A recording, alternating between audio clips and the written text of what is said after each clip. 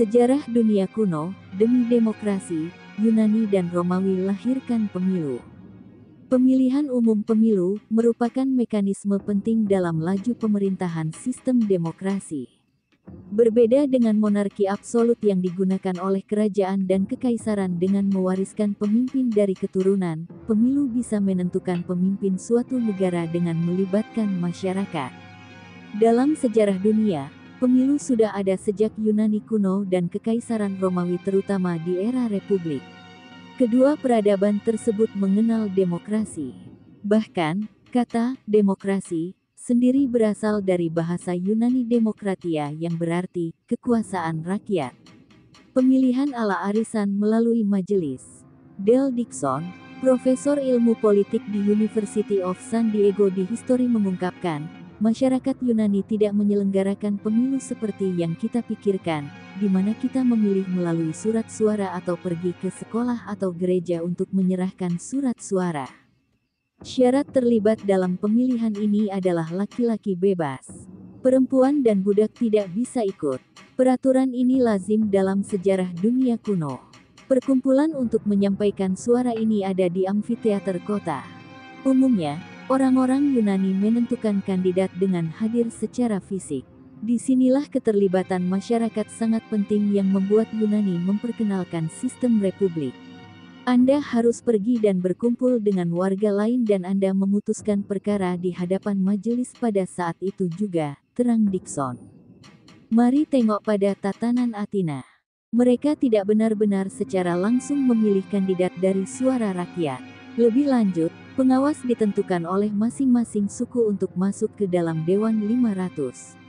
Ada 10 suku di Athena yang masing-masing harus menyediakan 50 warganya untuk bertugas di Dewan 500 selama 1 tahun. Suku di Athena bukan berdasarkan darah atau etnis. Lembaga kesukuan ini berdasarkan wilayah geografis tempat tinggal dalam sejarah dunia kuno. Fungsinya majelis suku ini seperti Senat atau DPD, Dewan Perwakilan Daerah.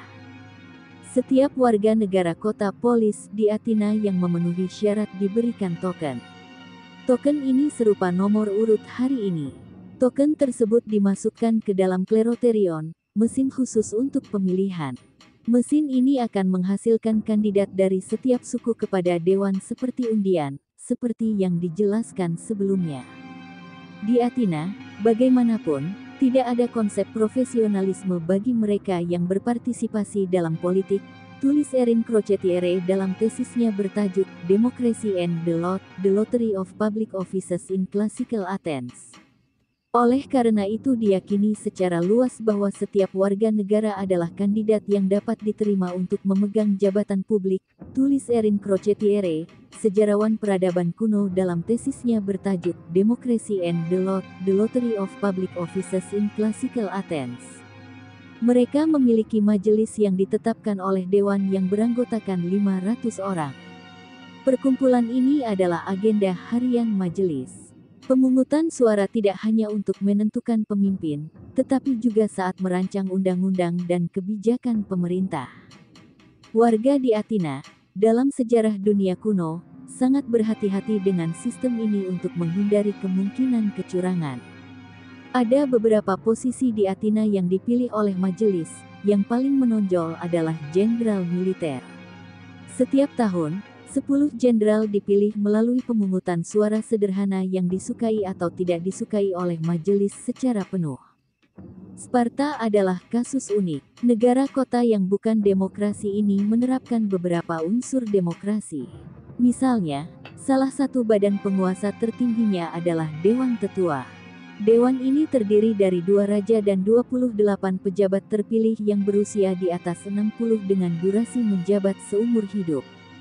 Sistem ini mungkin adalah pendahulu monarki parlementer hari ini di mana terdapat raja yang diwariskan secara keturunan, perdana menteri, dan para menteri yang dipilih dalam pemilu.